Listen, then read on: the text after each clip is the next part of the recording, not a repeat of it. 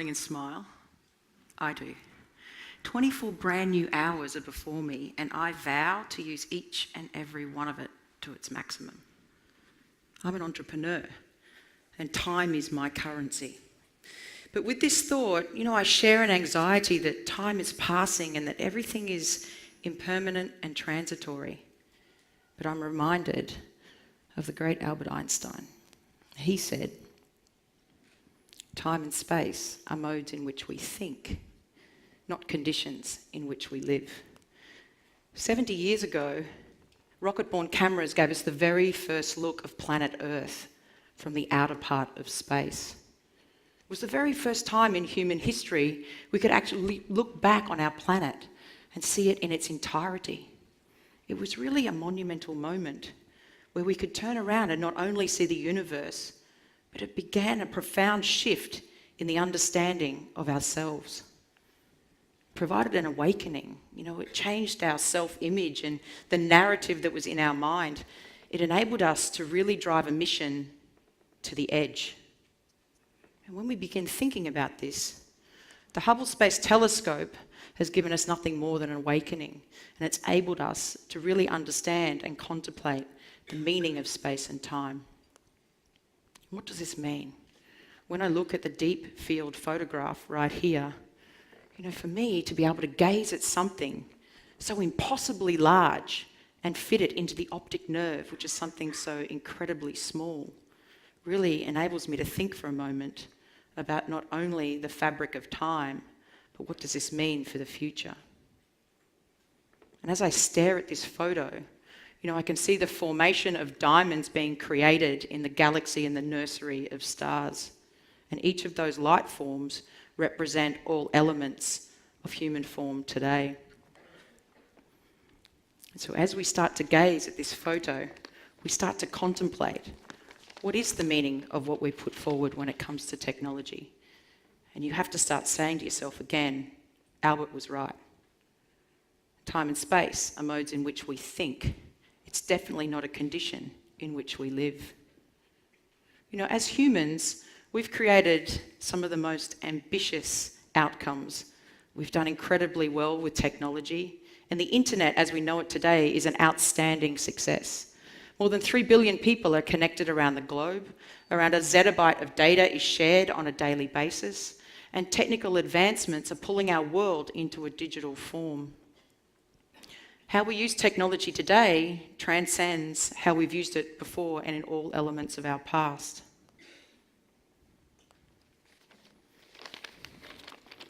And as we contemplate the internet and how we use it, billions of people around the globe are connected. We have around 4 billion devices now, connected cars and factories, wearable tech, clothes, even our homes. And as we start to use this fundamental fabric, it has really become the economic instrument of our time. But what happens when an economic instrument fails? Well, we don't have to go too far to remember what happened in the global financial crisis in 2008. An earth-shattering event of economic failure that started with Wall Street and went to London and Singapore and Tokyo. There was not a country in the world that was left unaffected by this problem. And so as we think about what does this mean around trust, we were left in the rubble and shattering of economic trust, and how does this affect us? And what would happen if we had a new technology that enabled us to actually have the fabric of the internet rebirthed? When we think about what happened with the internet, Web 2.0 came, where users became creators of content, and as we started to use this even more in publishing tools, Facebook would be larger than China today as a country. And as these tools propagate now from beyond just the computer in front of you to your hand, we really are facing an economic opportunity.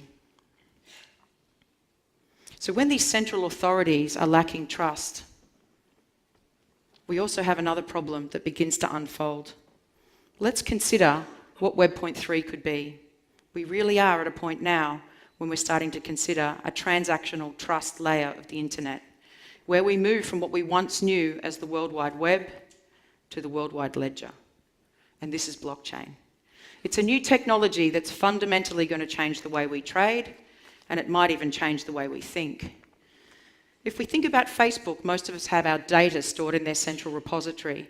And what if we could have that data sitting in a distributed ledger across the globe that you controlled, that you had the key? You had the ability to give access to that to your bank or insurance company or to the government, rather than the other way around. And if we were able to do this, what would this mean? Well, I think it's probably going to take a little while for Facebook to change the way they think. But there are some industries that have already embraced this technology.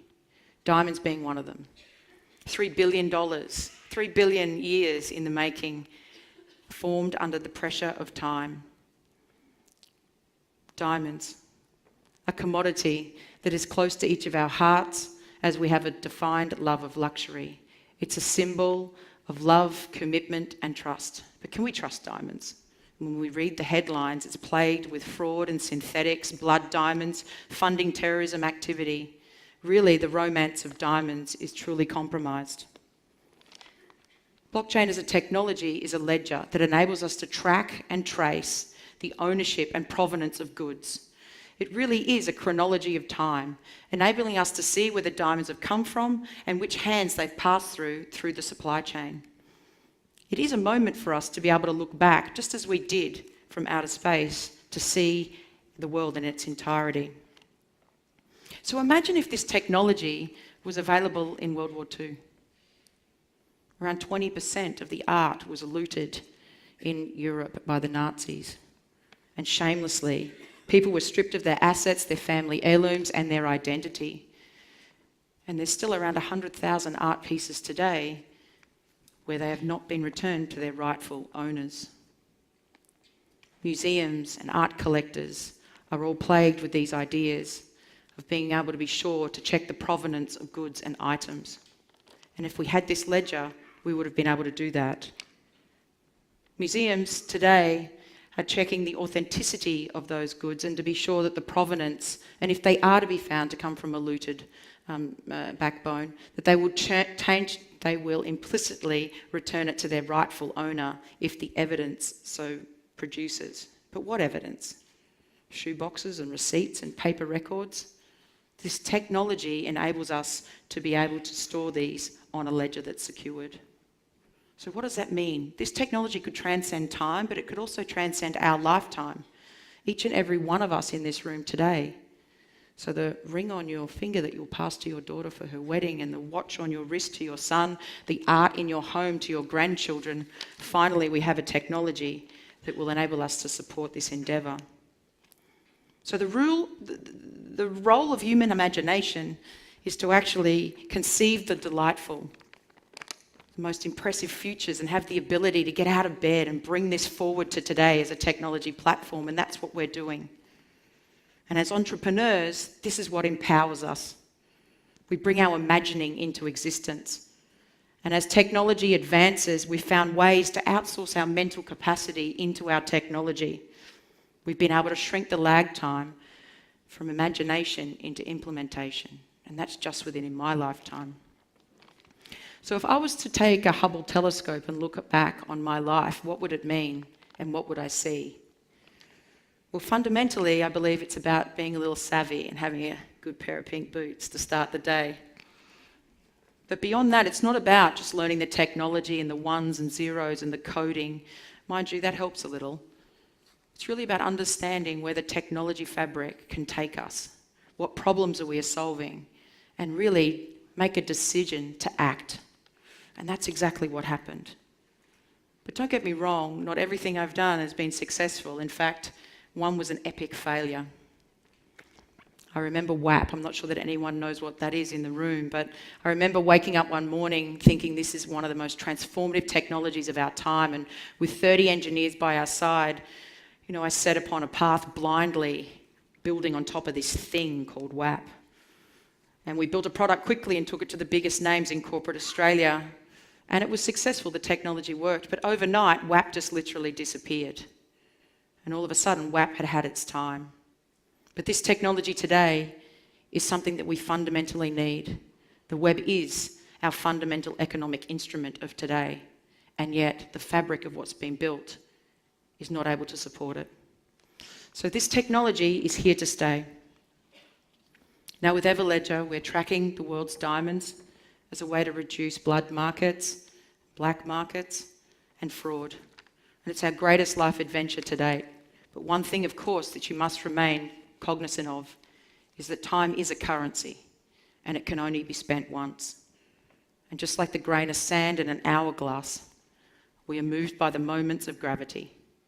And if we take a moment to consider what the future looks like, we have all the tools available to us to enable it to become a reality. So thanks, Albert, because you were right. Time and space are moments in which we think. And there's no way it's a condition in which I'm going to live. Thank you.